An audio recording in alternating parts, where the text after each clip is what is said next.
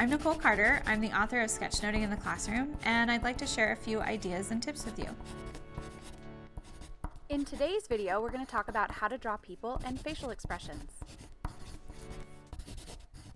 Okay, so let's focus in on the face matrix. This is a great opportunity. You'll see this in some of the resources that I have. I'm pretty sure Sunny Brown talks about it in her book.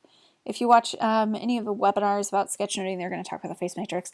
I like to show this to the kids because I think sometimes people can be incredibly daunting to draw. And these are some of the very basics of animation, in that simple changes can drastically change a face and can give you a lot of different expressions. So what we're going to do here, this top line section here is going to show us our eyebrows. And this section here is going to show us our mouths. So just stick with me. We're going to go through this kind of fast. If you need to pause me at any time, feel free to. We're going to draw a face.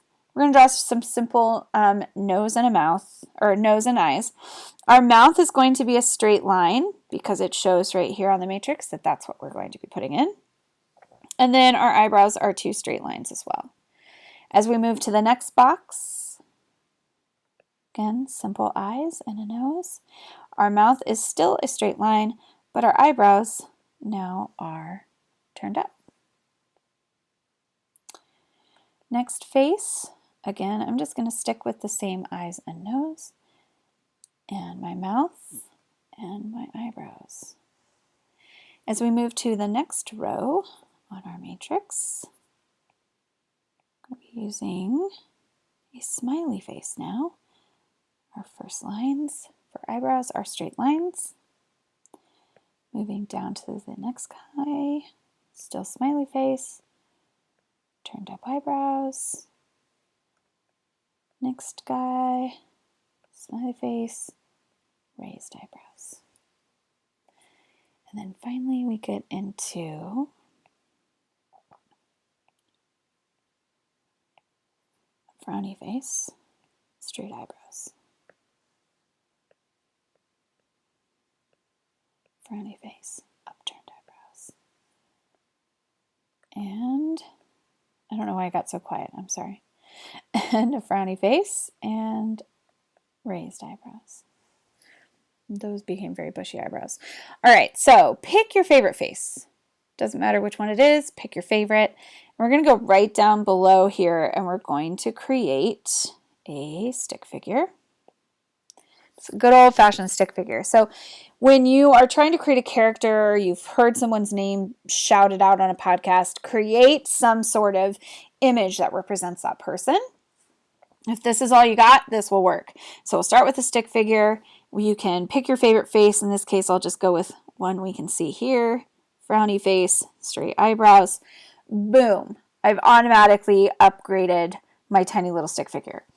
Another option you can do with stick figures, again, start with just a basic stick figure, is add some elbows and hands and arms and feet and knees.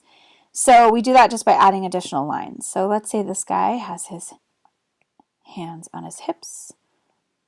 And let's give him some feet. His knees look a little weird, but that's okay.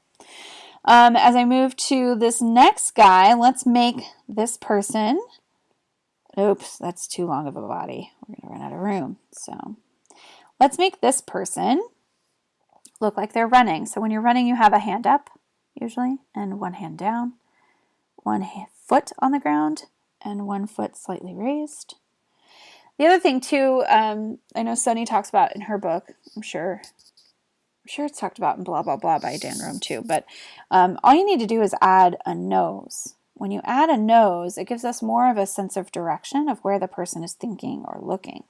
So just by adding a line like that, we can tell that that person has hands on his hips and he's looking up towards the sky, even without anything else added. The gray method involves adding some accessories. So, I mean, you can add some hair. Maybe I do a pony. I usually do a pony. And you can add some clothes to them now, right? Maybe my person has some shorts on.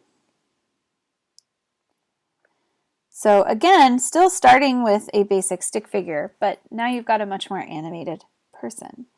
Another option you can do, and I kind of am running out of room here, so I'll zoom in a little bit more.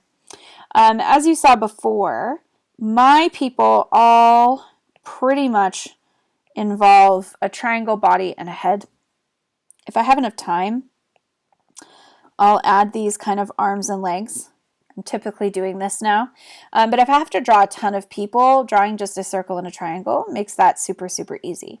I drew an entire page in my sketchbook of people with rectangle bodies because I think they look amazing. But my brain still comes back to the triangle. When left to its own devices, the triangle person is what I do. So practice kind of going through some of the different body shapes. Some people really like this like peanut shape. That is another option. Some people also really like this like triangle person, or I mean star person. I just, see, I mean, I can't, this is not how my brain works, but there's your arms and there's your feet. So as I tell, every time I go into the classroom and work on this and tell other classes, try these out. I teach this routinely, but my brain always comes back to this person.